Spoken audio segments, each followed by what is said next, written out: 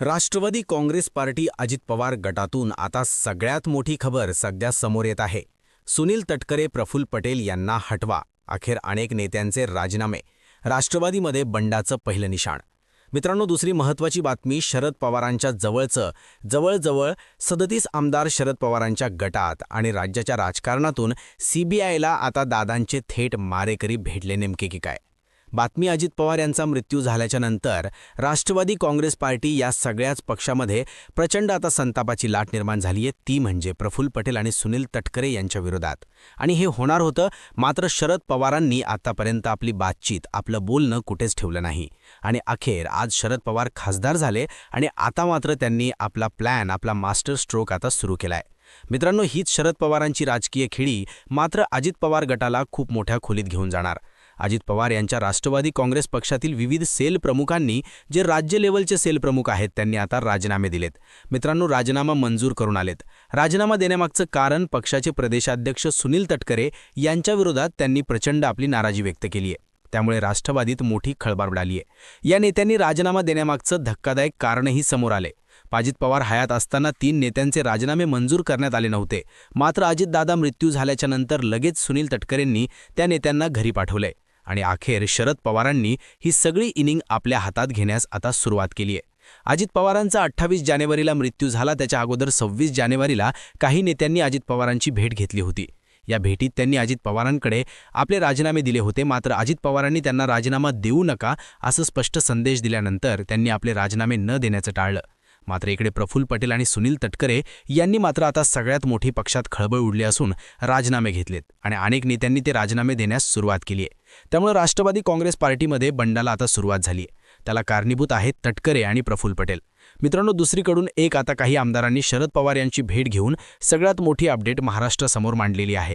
ती म्हणजे आता मित्रांनो, शरद पवार हे देशाचे नेते आहेत। त्यांनी आता नरेंद्र मोदींची आणि अमित शाह यांची भेट घेऊन आता दादांच्या प्रमुख चौकशीविषयी मागणी करावी, ही सगळ्यात मोठी घडामोड आता सर्वांना वाटती आहे। अजित पवारांच्या मृत्यूप्रकरणी चौकशी करून अमित शाह यांच्यासह नरेंद्र मोदी यांची भेट घ्यावी, त्यानंतर मात्र या प्रकरणाला नवीन वळण मिळेल अशी शक्यता निर्माण झाली आहे। मित्रांनो, यावेळी आज महाराष्ट्राच्या राजकारणातून सगळ्यात मोठी घडामोड म्हणजे सुप्रियाताई पवार, पार्थ पवार, जय पवार हे आता उद्या देशाचे पंतप्रधान नरेंद्र मोदी आणि अमित शाह यांची भेट घेऊन दादांच्या मृत्यूप्रकरणी चौकशी करण्याची, सीबीआय चौकशी करून तात्काळ रिपोर्ट सादर करण्याची मागणी करणार आहेत।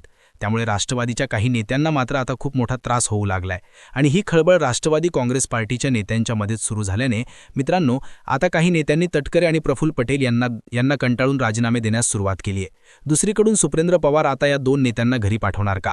म्हणजेच या 2 नेत्यांची हकालपट्टी करून संपूर्ण पक्ष जर शाबूत ठेवत असेल, तर शरद पवारांसोबत जाऊन पक्षाचं विलिनीकरण करून तटकरे, प्रफुल्ल पटेल यांना बाहेरचा रस्ता दाखवावा लागेल अशी शक्यता सध्या निर्माण झाली आहे। आणि पार्थ पवार, जय पवार यांनी देखील बोलून दाखवलंय, पक्षाच्या आड येणाऱ्यांना आता आम्ही सोडणार नाही असं म्हणत थेट त्यांनी या नेत्यांना आपला सगळ्यात मोठा दणका दाखवण्यास सुरुवात केली आहे।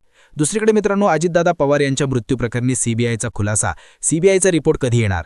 1 महिना होऊन गेला तुम्ही चौकशी करताय, मग कसली चौकशी करताय? प्राथमिक अहवाल देखील समोर येत नाही।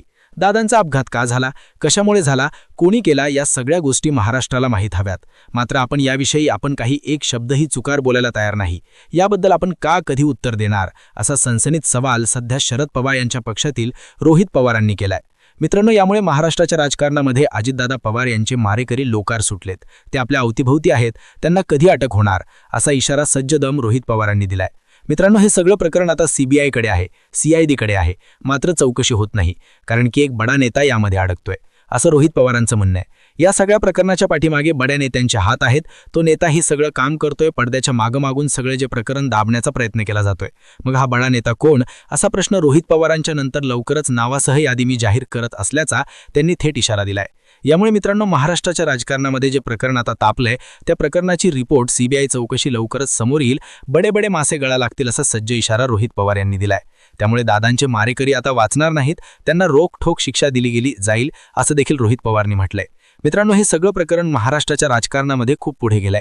आता फक्त दादांचे मारेकरी यांना अटक होणं बाकी आहे। लवकरात लवकर यावरती प्रक्रिया व्हावी असं रोहित पवारांनी म्हटलंय। मित्रांनो, आपण देखील या प्रकाराशी खूप दिवसाची वाट बघत आहात। आपणास काय वाटतंय? आपण देखील आपल्या प्रतिक्रिया आमच्यापर्यंत पोहोचवा। महाराष्ट्राचा दादा आता आपल्यात नाहीत, मग त्यांच्या मृत्यूप्रकरणी चौकशी होणं खूप गरजेचं आहे। या तपास प्रक्रिये पुढे जाऊन नेमक्या त्या मारेकरांना अटक व्हावी ही आपली मागणी रास्त आहे का? नक्कीच यावरती आपण आपल्या प्रतिक्रिया द्या. धन्यवाद.